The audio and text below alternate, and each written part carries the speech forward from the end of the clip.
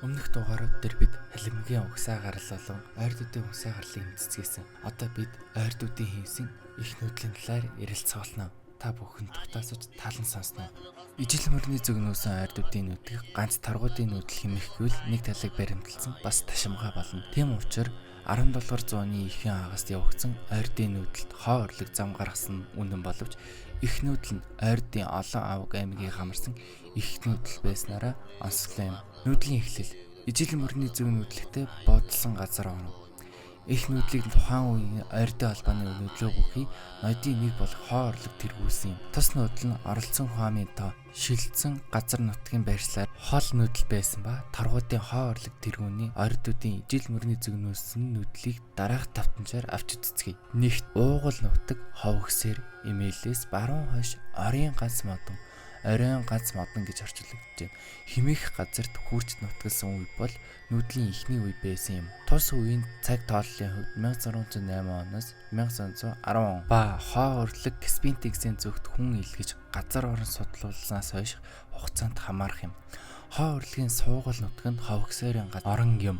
Ховгсэр гэдэг үг нь хоо буугын сар гэдгээс үссэж, ховгсэр гэдэг үг нь Лео улсын төв, Яан улсын түүх болон Эквосгийн дэлхийн байлдан дагуулагчдын түүх зэрэгт анх бичигдсэн байдаг юм. 1630 оны сүүлээр ховгсэрийн газарт Эрдэнэбаатарын хунтайжийн орд төвшин суух болжээ. 1636 оны 10-аас 11-р сард Баатар хунтайжийн өргөний хажууд буудалсан. Оросын элч Томил Петров тэмдэглэхдээ уг тэмдэглэл дотор хунтайж нэгэн удаа хилээрээ очиж 5 хитэд чулууч авчирсан бөгөөд уг хүмүүсээр чулуун хаан байгуулж өргөө бариулсан юм байдаг. Алаг даагны хөл хэмээн ойдуудын түнд яригддаг үйл явдал ховгсэр дахь Баатар хунтайжийн бэхлэл хот нь 1640 он хүртэл цэцэглэн хөгжиж байдаг. Нүүдлийн эхний үед Торгууд аймагт хол газар нүүдлийг юм. Хойд аймгийн хойд зах болох орийн ганц модонд хэмээх газарт хүрсэн байна.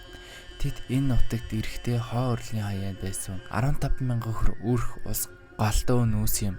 Орийн ганц модон гэсэн нэрийг бид 17-р зууны газрын зураг дээр олоход бэрхэтдэж хойдын хойд зах хэмээн үзвэл ховгсэрээс баруун зүг холгүй зайсан нуурын орчин ажим.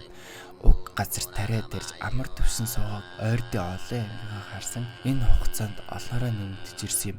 Хоо орлог шороо бичин жил буюу 1608 онд орийн ганц модонд очиж нутгалсан хойшоо Каспийн теңсийн зүг хүн илгээж газар орчныг тандуулсан юм.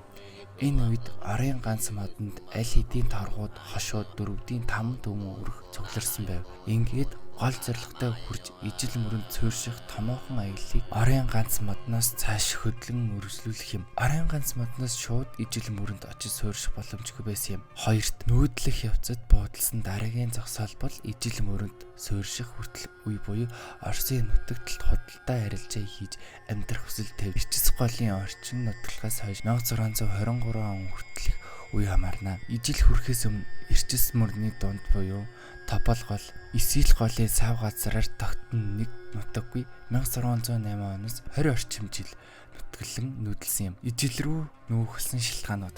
Нэгт хоо орлог нь ойрдын тэргүүлэгч байсан бөгөөд Эрдэнэбаатар хунтайжтай эвдэрснээс нүүсэн гэж нэг хэсэг төгсд үздэг байсан. Хоёрдугаарт Монголын эзэнт гүрний үеийн шиг хүчирхэг улсыг байгуулахын тулд газар нутгаа тэлэх гэсэн ойрдын ноёдын зөвшөлтөл байсан гэж зоригт зарим түүхчид үзэх нь бий. 3 дугаарт Манжчин гүрний хүчирхэж буй аюулаас зайлж нүүдэлсэн. 4 дугаарт Оросын иер татах бодлогод автж зэрэг болсноо. Хэдий бид ижил мөрөнлөө нөөсөн ойрдуудын талаар мэдсэн ч гэсэн тэд 140 жилийн дараа Монгол нутгаас санаа буцаж нүүсэн байдаг. Тэр нь төв давсан том нүүдэл байсан юм. Бас үүнээс гадна хошуудын нүүсэн нүүдэл юм. Уг сэдвүүдээр дараагийн дугаар дээр илүү тод болон илүү гүнзгийрүүлж судалцгаах болно. Энэ хүртэл сонссон та бүхэнд баярлалаа. Дараагийн дугаар дээр уулзцгаая.